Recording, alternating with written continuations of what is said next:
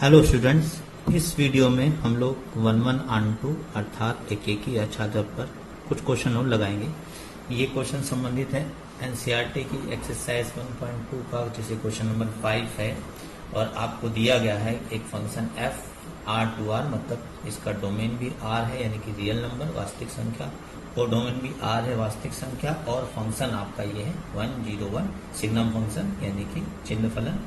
x जब 0 से बड़ा है और तो x फलन का मान यानी कि y का मान 1 है, जब x 0 के बराबर है तो 0 है, 0 से छोटा है 1। सिद्ध करना है, प्रूव करना है कि फंक्शन ना तो 1 है और ना। इस तरह के क्वेश्चन मैंने आपको बताया था कि इस तरह के क्वेश्चन जब भी आए आप केवल एग्जाम्पल देकर आप इसको लगा सकते हैं। ये अलजेब्रिक नहीं होते, बीजगणितीय फलन नहीं होते। ऐसा ही एक सवाल मैंने मापांक फलन का भी आपको एक वीडियो में लगा के दिखाया था। तो मैं आपको उदाहरण दे रहा हूँ। देखिए, यदि हम कोई 0 से बड़ी संख्या लेते हैं, if we taking a value which is greater than 0, जैसे मैंने मान लीजिए 1 ले लिया, तो 0 से बड़ी लेने पर वैल्यू x की वैल्यू 0 से बड़ी लेने पर यहाँ पर x की वैल्यू लिखी होती है, तो अब जो यहाँ पर लिखेंगे वो इस फंक्शन की वैल्यू होगी जो कि 1 होगी। आप कोई भी 0 से बड़ी वैल्यू लेंगे, इसकी वैल्यू 1 ही आएगा। ठीक है, 1 लें, 1.1 लें, कुछ भी लें, कोई भी वास्तविक संख्या लें, 1 2 3 1.1 1.2 √2 कुछ भी, अगर वो धनात्मक है यानी कि 0 से बड़ी है तो फलन का मान 1 ही आएगा। इसका मतलब ये हो गया कि more than 1 element have same image, यानी कि एक से अधिक अवयवों के प्रतिबिंब समान है। More than 1 element have a same image. ठीक है, इसलिए देयरफॉर इट इज, यानी कि यह फलन एक ही नहीं है, यानी कि ऑटोमेटिकली बहुएक है।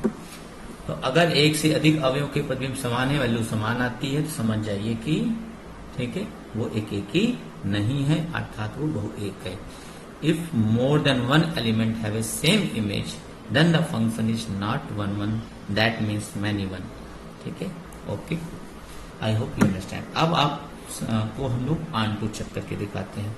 ऑन-टू चेक करने के लिए आपको इन सब की रेंज याद होनी चाहिए। रेंज यानी कि परसेंट। चिन्ह फलन का परसेंट केवल यही होता है जो ये दिया है, 1 0, 3 ही मान इसके होते हैं, या तो 1 आएगा, या तो 0 आएगा, या तो -1 आएगा। अब आप ये देखिए कि जो रेंज है ये कोडोमेन, जो कि यहाँ पर क्या दिया है R, उसके बराबर है कि नहीं, तो आप देख सकते बराबर नहीं है। वास्तविक संख्या तो बहुत सारी होती है, तो केवल 3 ही संख्या है। इसलिए रेंज जो है वो कोडोमेन यानी कि सह प्रांत का उचित उपसमुच्चय है। इसलिए फलन नॉट ए ऑन-टू फंक्शन, यानी कि आच्छादक नहीं है। ठीक है, अगर रेंज कोडोमेन का प्रॉपर सबसेट हो, उचित उपसमुच्चय हो, देन फलन फंक्शन जो होता है वो ऑन-टू नहीं होता है। तो इस तरह के क्वेश्चनों को आप लगाते हैं कि 1 है, ऑन-टू है कि नहीं। ऐसे बच्चों और भी क्वेश्चन है, इसमें कई सारे क्वेश्चन है, आप अपने आप से भी ट्राई कर सकते हैं लगाने का। जैसे आपकी बुक में क्वेश्चन दिया गया है, 10th क्वेश्चन है, ये है आपका एक फंक्शन दिया है f of x equal to x minus 2 upon x minus 3 और f a टू b, यानी कि इस फलन का डोमेन a है और डोमेन b है। जहां पर a डिफाइन किया गया है, a परिभाषित किया गया है कि ये सभी वास्तविक संख्या है लेकिन 3 को छोड़कर, और b को परिभाषित किया गया है सभी वास्तविक संख्या लेकिन 1 को छोड़कर। तो 3 को क्यों छोड़ा गया? क्योंकि फलन में अगर आप x बराबर 3 रख देंगे, डोमेन मतलब x की वैल्यू होती है 3 रख देंगे, 3 रख देंगे, तो आप देखते हैं 3 - 3 डिनोमिनेटर इसका हर इसका क्या हो जाएगा, 0 हो जाएगा, जिससे कि फलन नॉट डिफाइन हो जाएगा। इस वजह से 3 को डोमेन में से हटा दिया गया। को डोमेन में से 1 क्यों हटाया गया, इसको आप जब ऑन-टू यानी कि आच्छादक की जांच करेंगे तो आप उसको समझ में आ जाएगा। बीजगणितीय फलन है, इसको जांच करने का एक ही आच्छादक यानी कि 1 ऑन-टू जांच करने का तरीका वैसे ही होगा जैसे मैंने आपको सिखाया था पहले भी। लेट माना x1 x2 is that element of domain A, माना x1 x2 डोमेन ए के अवयव। फिर लिखेंगे यदि if f of x1 equal to f of x2, अर्थात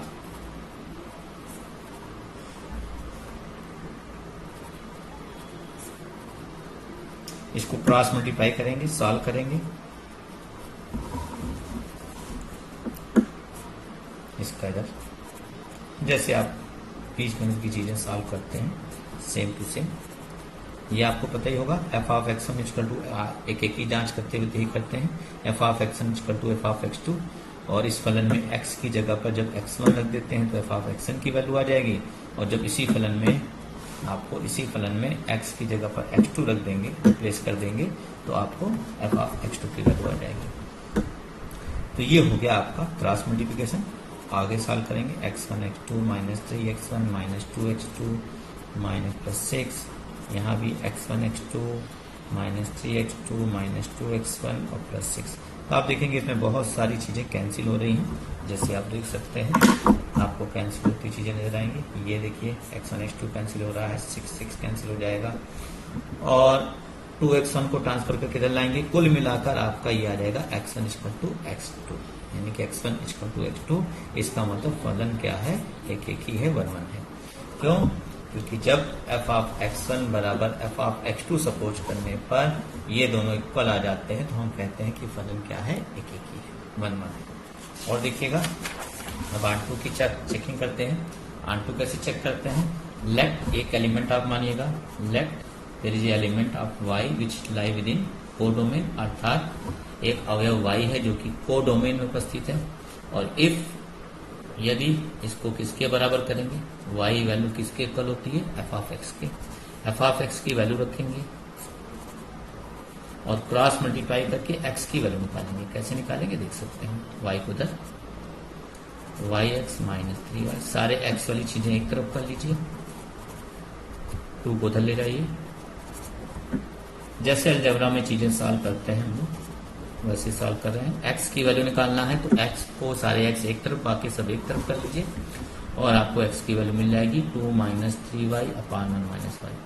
अब आप देख सकते हैं कि कोडोमेन में से 1 को छोड़ा गया था। आप देख सकते हैं b के बारे में जब यहाँ बताया गया था, मैंने आपको बताया था, ये देखिए यहाँ पे बताया गया है,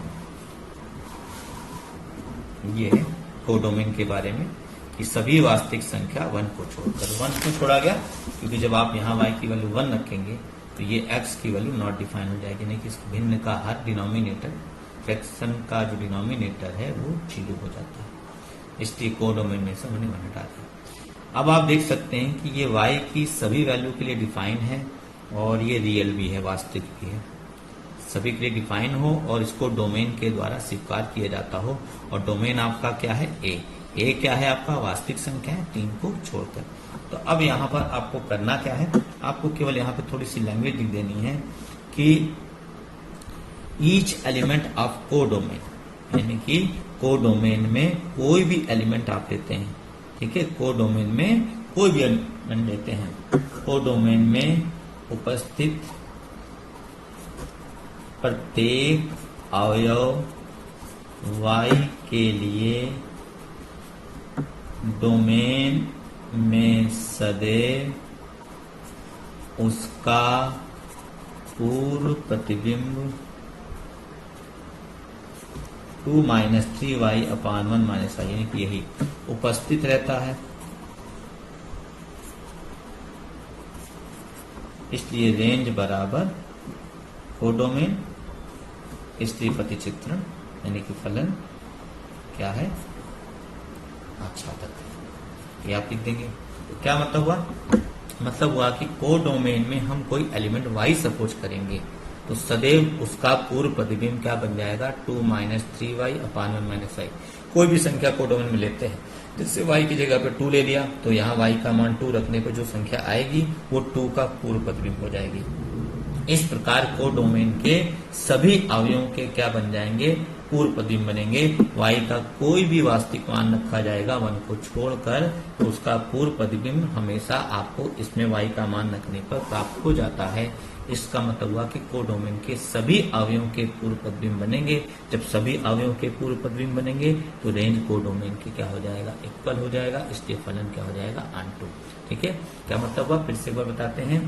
each element of codomain in the form of y, codomain में कोई भी अवयव हम लेते हैं किस रूप में, y के रूप में, each element of codomain in the form of Y have pre image in domain in the form of 2 minus 3y upon 1 minus Y. यानी कोडोमेन में कोई अवयव y लेते हैं तो उसका पूर्व प्रतिबिंब किस रूप में रहता है, इस रूप में रहता है। देन इसका मतलब ये हुआ कि रेंज इक्वल टू कोडोमेन होगा, देयरफॉर फंक्शन क्या है, मैपिंग क्या है आपकी ऑनटू। तो और भी अच्छे से क्वेश्चन अभ्यास करिए। कोई प्रॉब्लम हो 1.2 से रिलेटेड तो आप मुझे कमेंट बॉक्स में कमेंट कर सकते हैं, और अगले वीडियो में हम आपको बताएंगे कि नेक्स्ट एक्सरसाइज यानी कि 1.3 से रिलेटेड चीजें कैसे आप सॉल्व करेंगे, और उसके बारे में थ्योरी पढ़ेंगे हम लोग। Thank you.